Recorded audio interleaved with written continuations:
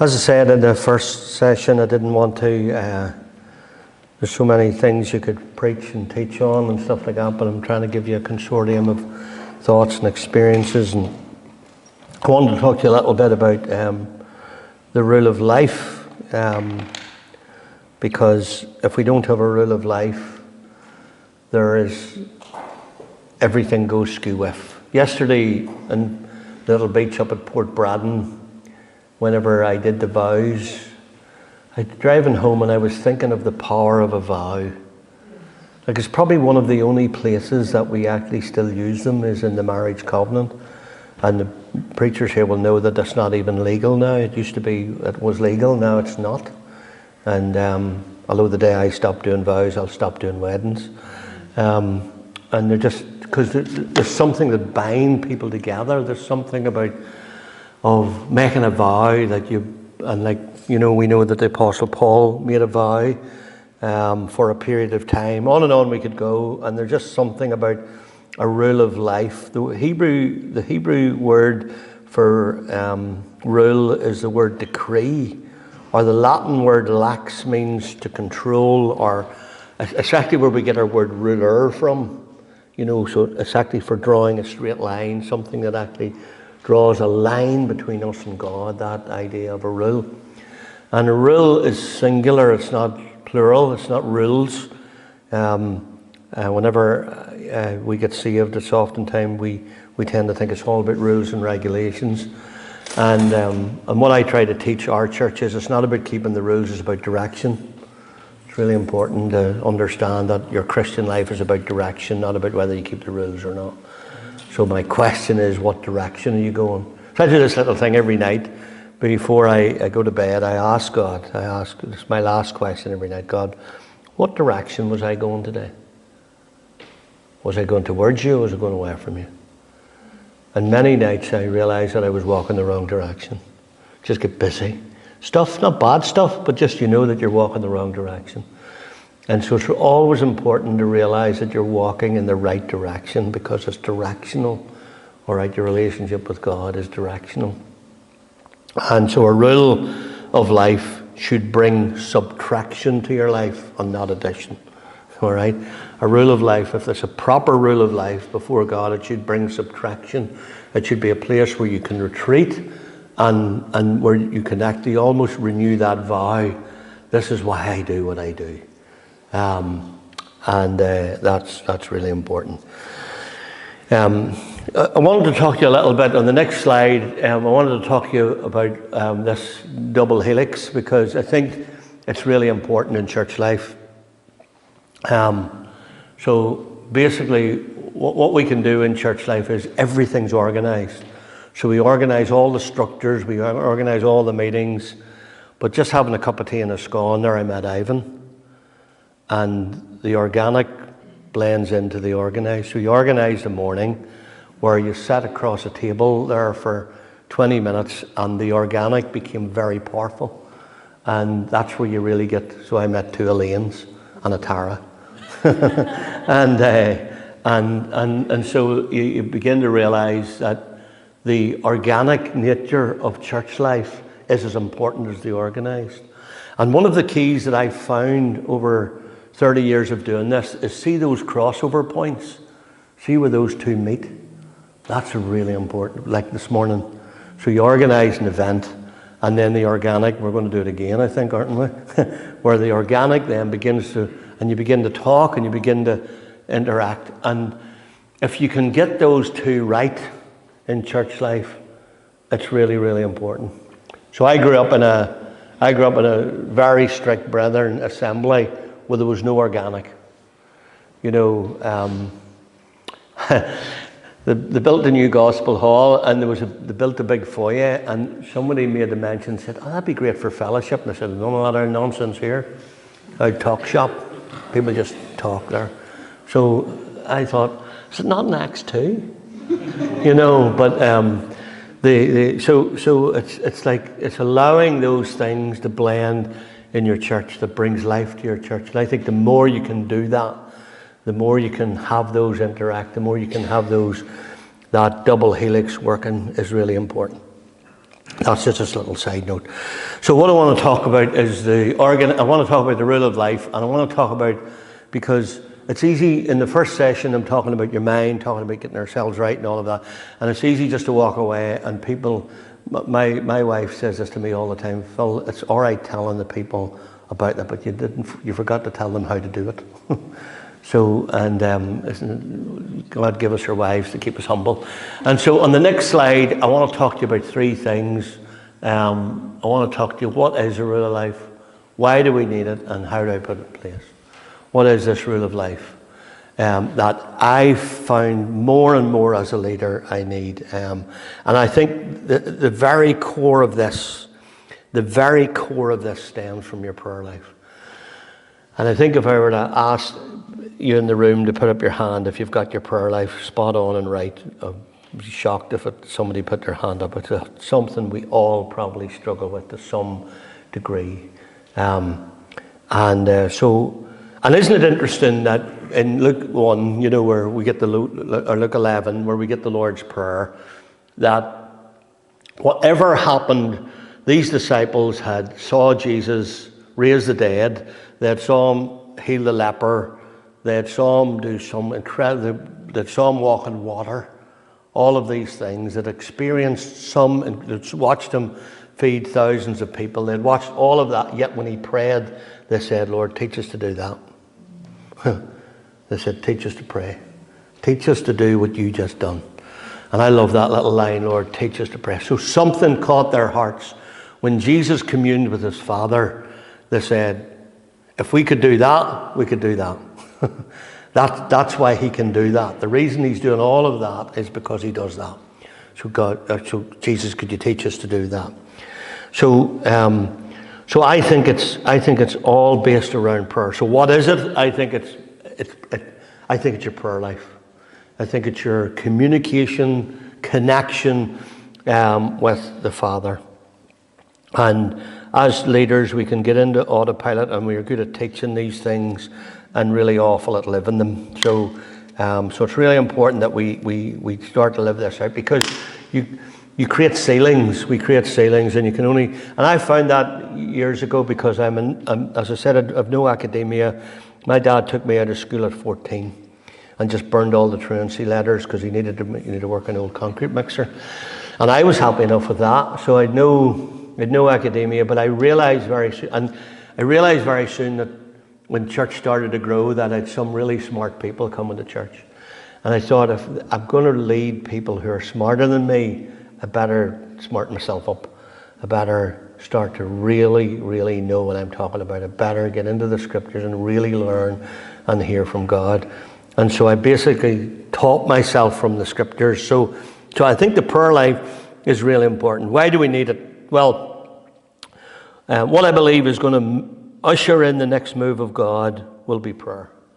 And not just prayer for prayer's sake, but the powerful, heartfelt intercession. Something that intercession, if you can imagine, intercession's a bit like grabbing God with one hand, grabbing the thing you're praying for with the other hand, and pulling them together until the two meet. And I often tell our church that intercession builds an intersection. So basically, that's what Jesus did when he went to the cross. All right, he took our sin, and as the Son of God, he built something in an intercessory way where he pulled the two together and he made a road that we could walk through. And that's what intercession is. It's a very powerful thing. And a number of years ago, when I was turning 60, I was really praying and asking God about my 60s. And I've done this for decades now, for 3 or 4 decades. At the beginning of a decade, I love when people. It's kind of funny because last week I think we'd a man in our church turned 90, with a man and a woman turned 60, and with a guy turned 50, and we celebrate all those in church. We, as our pastoral team, we have a pastoral coordinator, and she's brilliant at this. At what we call big birthdays. So we try hard not to miss them. And people get a card, and I always love writing on the cards of people on a new decade. You know, this is This is a strategic moment in time. To me, it's like New Year's Day. I love New Year's Day.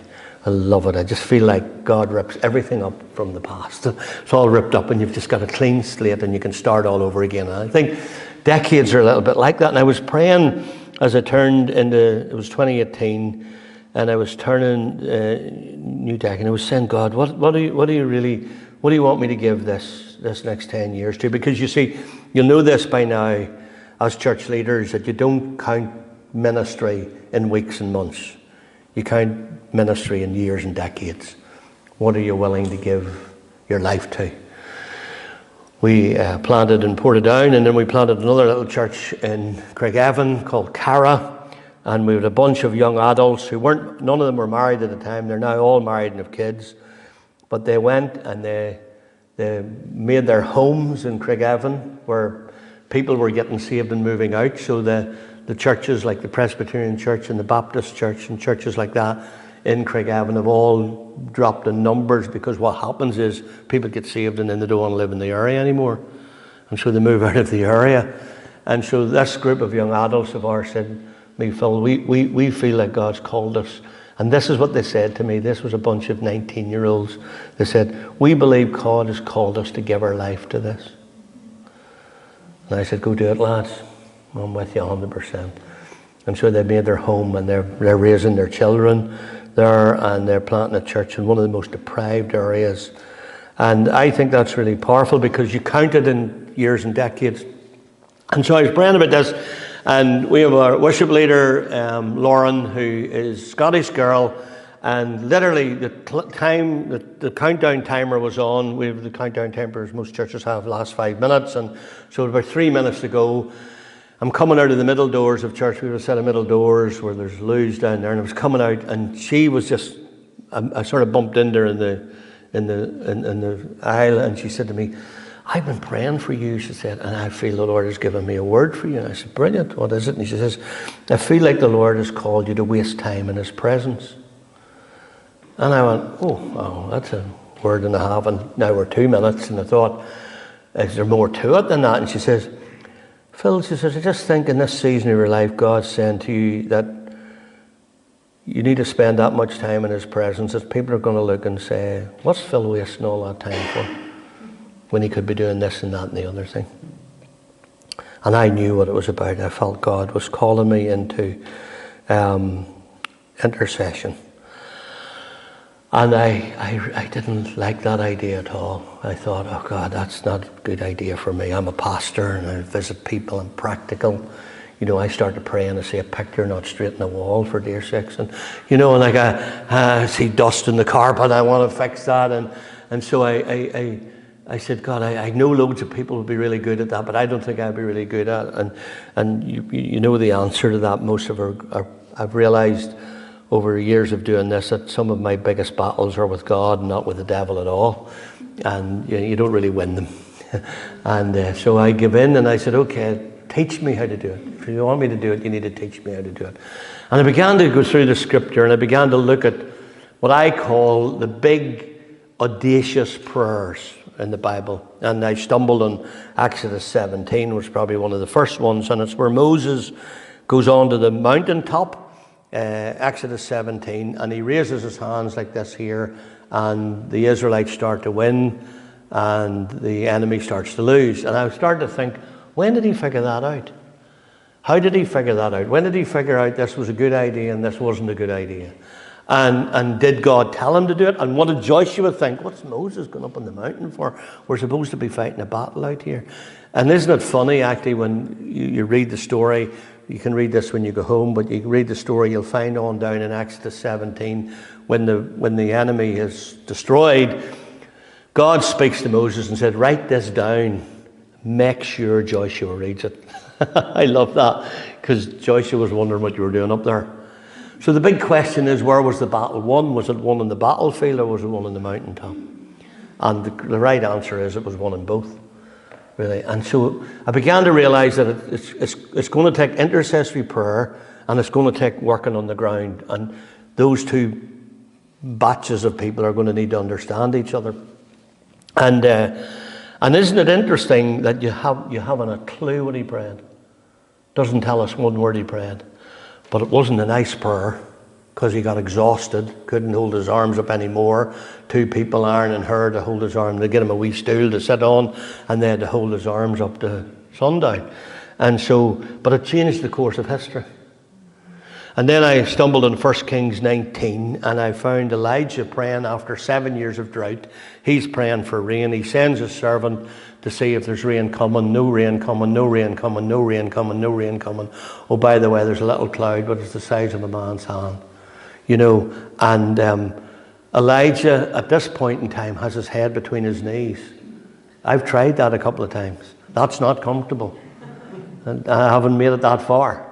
So it's not a nice prayer. It's not a comfortable prayer. What does he pray?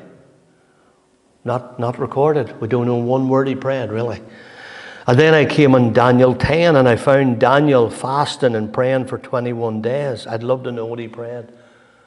But whatever happened, God released warring angels from heaven. Michael came and fought on his behalf and said, from the first day you prayed, your prayer was heard. But it took 21 days to fight against the Prince of Persia to get the answer to your prayers. Don't know one word he prayed. But it changed the course of a nation. Everything changed. So Moses has changed the course of history. Elijah's course changed the course of nature. This one changed the course of a nation. God gave him 4 big strategic points that were going to happen in a time to come. And then, you know, you can go on. There's other ones, but you can come to Luke 22. And Jesus prays for 3 hours. 3 hours, at least. Blood seeping out of his pores. I'd love to know what he prayed outside. Not my will, but yours be done. We're not dead sure anything else he prayed, but he prayed for at least 3 hours, because he kept going back on the hour and finding the guys asleep. And what I began to realize was that if we're going to see God move in our churches, and we're going to see our estates and our nation won, some people are going to have to give themselves to the audacious work of prayers that aren't nice. Ugly prayers, I call them.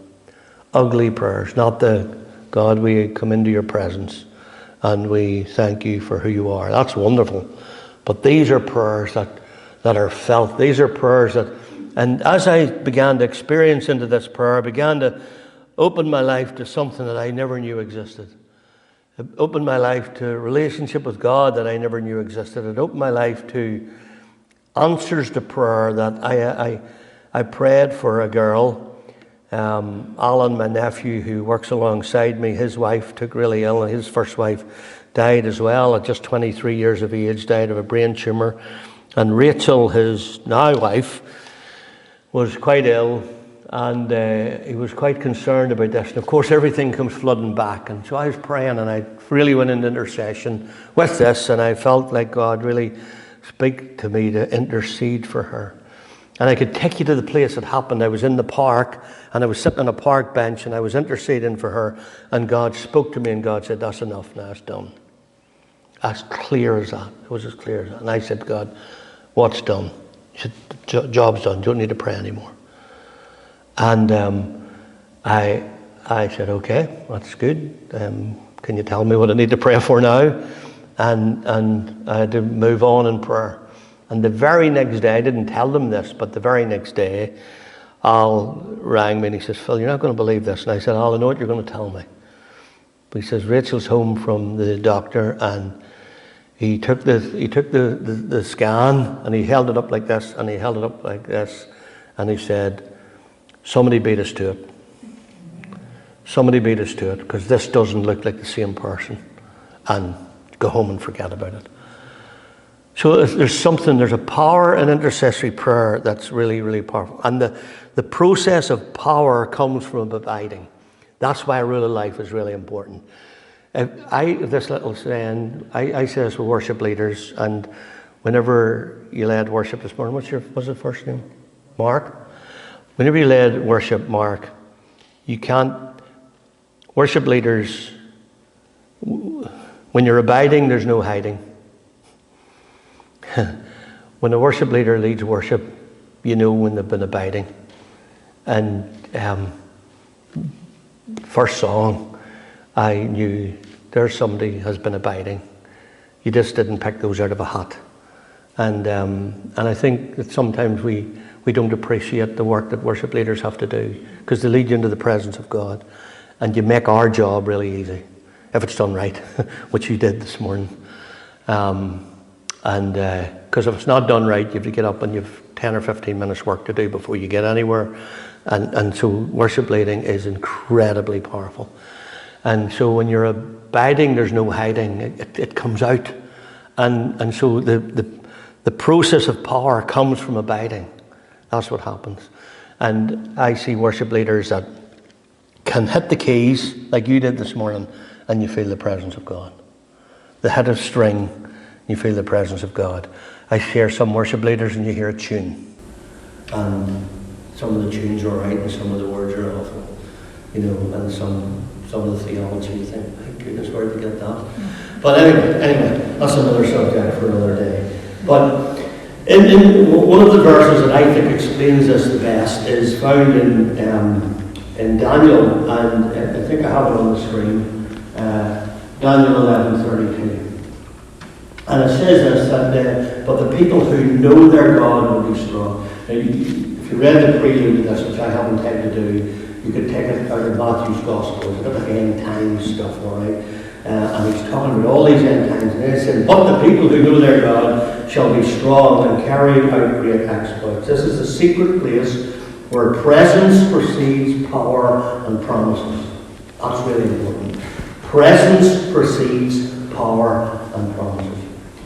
One of the things that we need to understand is we need to continue to tell the stories. We need to continue to tell the story, because the presence, one of the saddest verses in the Bible is in Judges 2. And in Judges 2 it talks about Joshua. And everybody preaches in Joshua. And Joshua was a great leader. And he was a young man who was staying in the presence of God. I know all the stories of him. But he did something silly. Alright? He did something. He didn't do something that Moses did do. Moses was great at telling the story. And he kept telling the story, kept passing it down and telling the story. In Judges 2 it says, there rose up another generation who did not know God or the stories. Joshua forgot to tell the stories. And so what they had the rules with no relationship. They had the kingdom with no king. Alright, and so the secret place is where presence precedes the power of God. Now this is really interesting, because the people who know God, the word for know in the Old Testament, the Hebrew word is the word yada, Y-A-D-A, and it means, it's actually, we're all over 7 here, it's actually where we get a word for sexual intercourse. That's how intimate a word it is. The people who know God. So for instance, Genesis 4:1 says Adam knew his wife, Eve, and she conceived, bore a child. So that's how intimate this word is.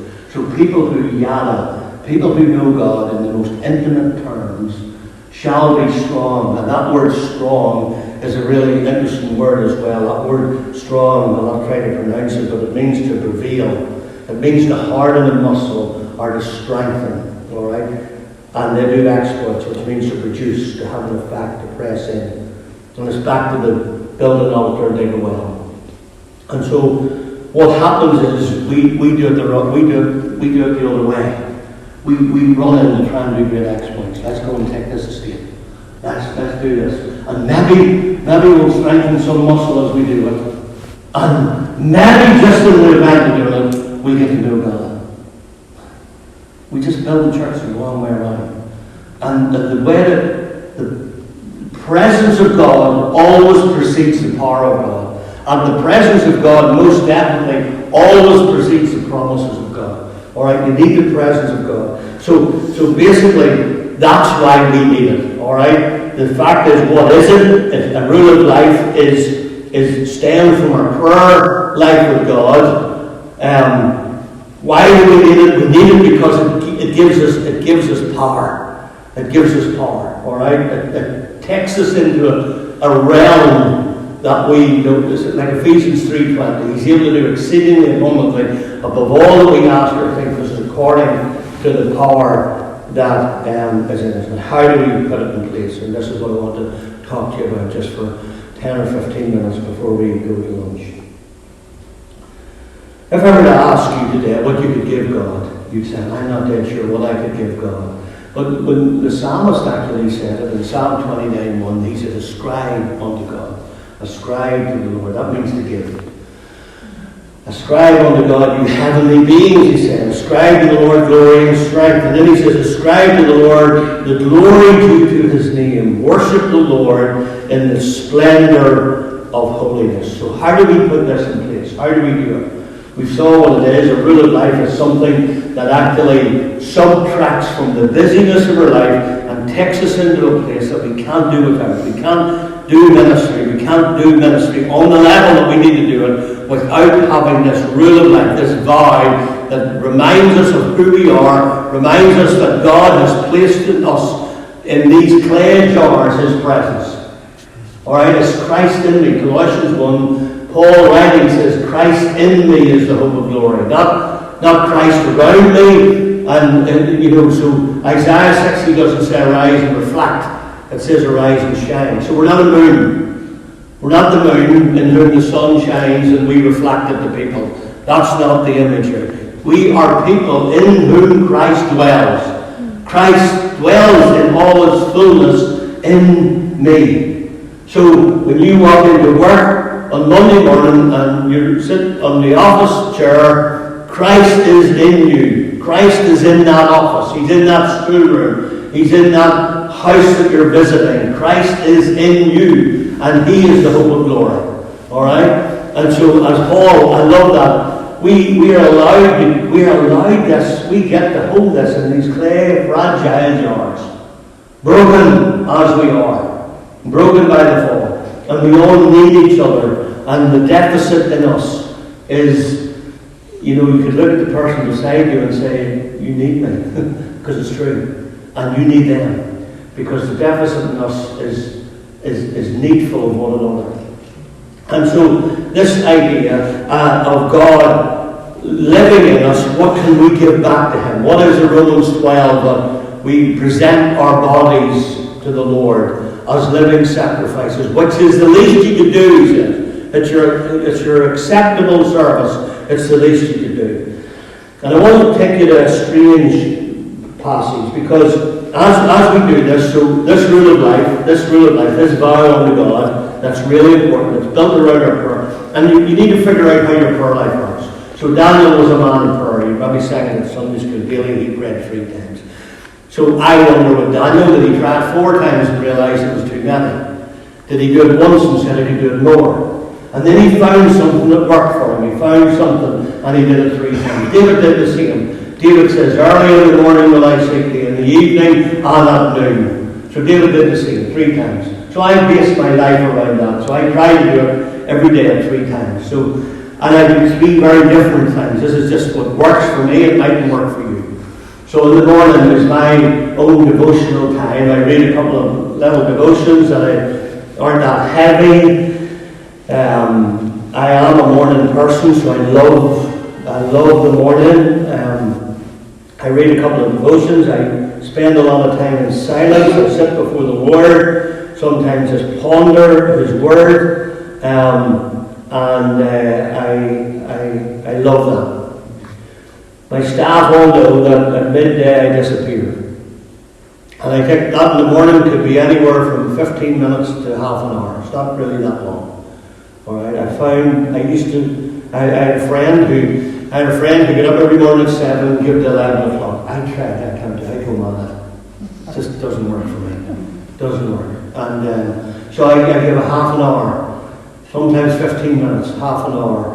And then at 12, it's my intercessory time where I've sat in the morning and in that time in the morning I've said, God, what is it you really want me to give myself? Is there somebody today that needs me? And on our church suite, sometimes I look down to the list of names and I'll ask God just to stop me somewhere and I feel like, okay, they need me. Okay, God, what is it you want me to pray for? Is there something specific? And so that's my intercessory time, where I intercede on behalf of people. And then at night, it's just more devotional for me. It's reading, spending time in the presence, emptying my soul before I go to sleep, that I'm going to sleep with a kind of a clear head and a clear conscience. before God. So 3 times worked for me. 3 shorter times worked for me than 1 big long time. You could find it different, all right? And as you do that, it's really important to understand the power of connecting with God. Now, a passage that you'll read at Christmas time is Matthew 2:11. It's on the screen. And it's the story of a bunch of magi who have searched for Jesus for a couple of years. This wasn't a month or a few weeks. They had been on this journey for a long time. They had searched for Jesus. And in searching for him, there came a moment where they found him. And if you search for him, you'll always find him. And they came to the house and they saw the child with his mother Mary, and they bowed down and worshipped him. And they opened their treasures and they presented him gifts of gold, frankincense, and myrrh. So I've talked about what a rule of life is. I've talked about why we need it, because presence precedes power. And now I'm going to tell you how I think you can put it in place. And it's out of this verse. And there's 6 gifts in it, not 3. The key in it is that the very first thing they did when they came into the presence of God was they surrendered. I'm sure everyone was dinner time. They bowed down, they give him total surrender. Total surrender. That's the first thing. So how do you get this rule of life? The first thing you need to do is give yourself into total surrender. Total surrender. The second thing they did when they bowed down was they worshipped him. They give complete adoration. Nothing else mattered at this stage in their life. It was absolute adoration of God. Alright? Nothing else took their place. And only when they surrendered, this is interesting, only when they give total surrender and complete adoration were they able to open their hearts to God. Do you ever notice that church is one of the most closed places you go to? And you say to people, how you doing? Fine. Nobody's really fine. We're all busted and broken. We're all tired. We're overworked and underpaid. And life is tough. We lose loved ones. We bury friends. We face all the trauma. And it's the Bible. It rains in the just and the unjust. Peter said, don't think something weird's happening to you. It's the same happening all over the world. And I grew up in a church like that where everybody was so closed. The thing I love about working with addicts and working with broken people is this awful habit of telling the truth. Missed you last week. Oh, sorry, Pastor. I got full on Saturday night. I was just so full of guilt and shame I couldn't come on Sunday. Well, somebody else maybe in the congregation got full as well, but they're not going to tell you. Maybe they drank too much as well, and they're not going to tell you. And so opening their treasure, this total surrender, this complete adoration allowed them to open their treasure, open their hearts to God. And as they opened, gifts poured out. The first gift was gold. I don't have any gold to give God, but I think it's speaking about our most precious commodity. And for me, my most precious commodity is my time and my discipline.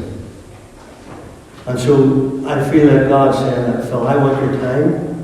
I want you to waste time in my presence, and I want your discipline. I want that rule of life. I want that vow.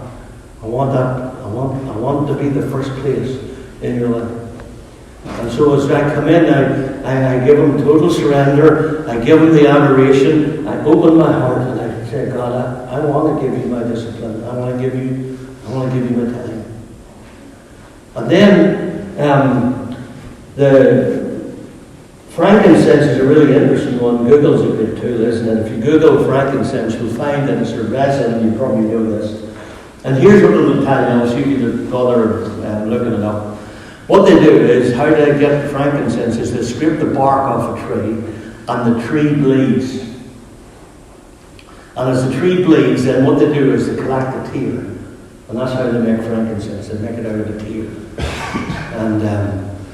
And it could mean 1,000 things to 1,000 different people, but as I read that years ago, I began to realise that there were so many tears in my life, unfulfilled dreams, things that didn't happen that I thought would happen, things that I've longed for that are still to come. And God said, you know what, instead of hiding that all the time, I'd love you to give that to me as a gift. I'd love you not just to give me all the things that worked, but I'd love you to give me all the things that haven't. I'd love you to start telling me about the things you're disappointed in. I'd love you to tell me about the things that haven't worked that you thought would work, or the things that didn't turn out the way you thought they would turn out. And I began to, on this journey a number of years ago, to talk to God about unfulfilled dreams. Why did that happen, God? And the mirror is an interesting thing as well, because mirrors are resin as well. And but the thing about mirror is it's known because of its dark colour. It's black. Now here's the thing that will shock you, and the most profound thing is all the stuff that you hide, and all the stuff that you don't want anybody to know about, all the black stuff. God says, I'll take that as well. Talk to me about that. Talk to me about that uncontrolled thought life. Talk to me about those things that create guilt and shame in your life. Talk to me. Because you see, you don't actually really own them, because I own them, because I bought them. You're bought with a price. And the price is the precious blood of Christ. And you know what? The more I've studied this passage, the more I fell in love with Jesus. Because the more I realised that He is the one who knows me. My kids said to me, Dad, you are the most intense person I know. And one of the things that I've discovered over my life is that some people can cope with your intensity and some people can't. I can't even cope with my intensity sometimes. I'm a bit intense for myself. But when I found Jesus, I found somebody that could cope with my intensity. Someone that actually would know the very worst about me and love me just the same. And there's not anybody in life that you can find like that. And that's the most incredible thing about following God in your life. He knows the worst about you. And He loves you just the same. And when I began to realise that I could talk about my uncontrolled thought patterns, I could talk about the things that brought guilt and shame, I began to realise that they were just old tools of the enemy, and they lay like dust on your shoulder, and you could just go like this and say, they don't belong to me.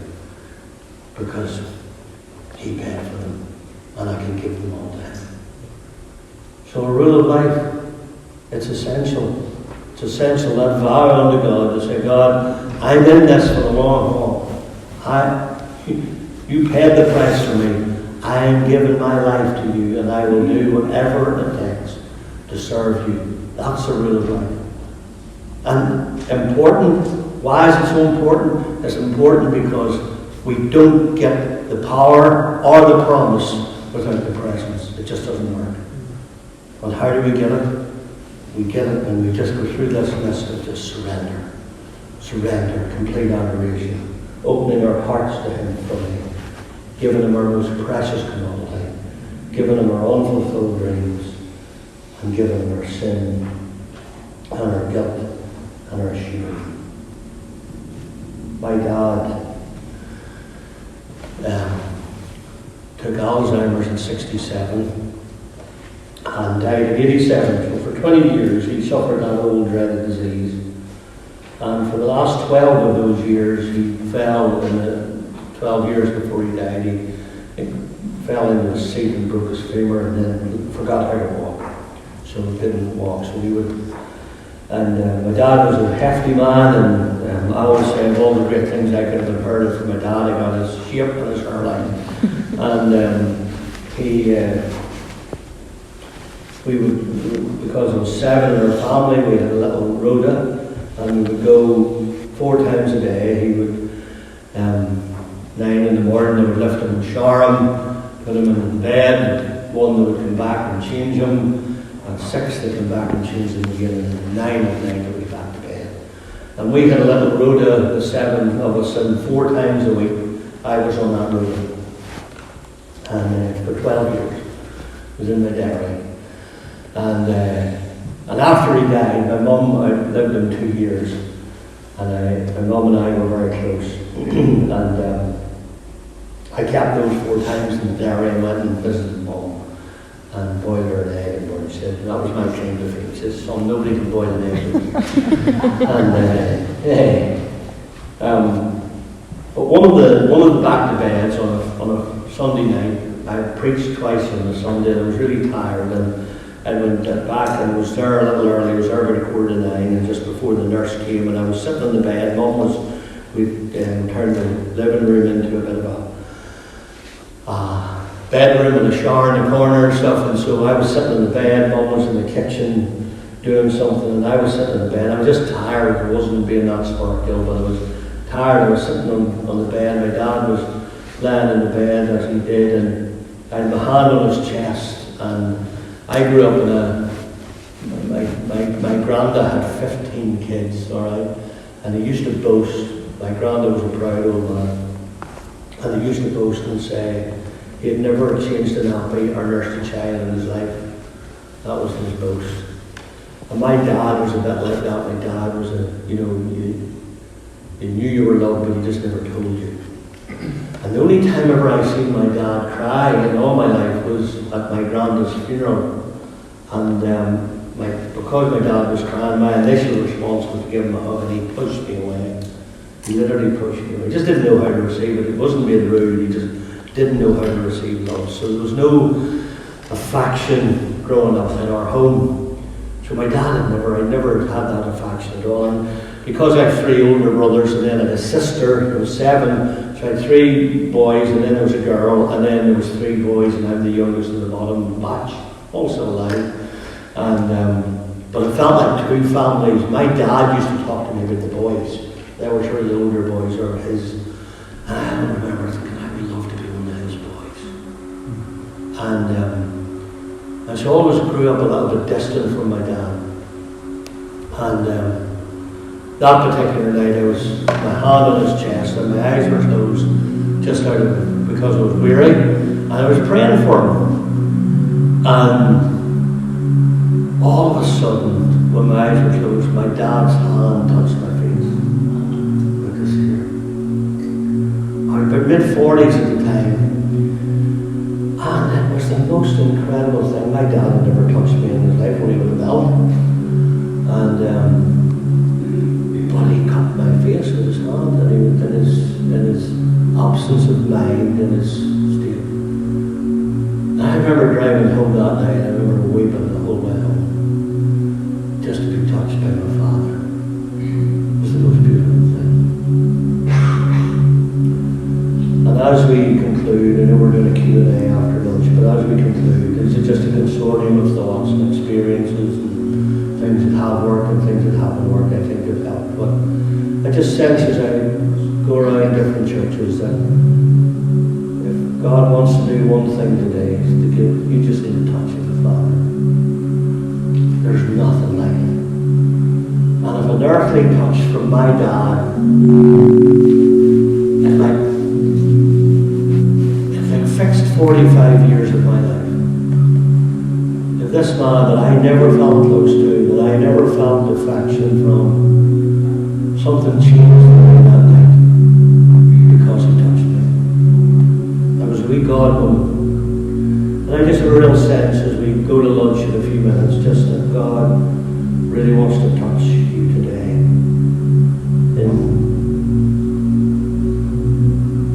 In life and brokenness, because we're all broken by the fall. And I'm just like you.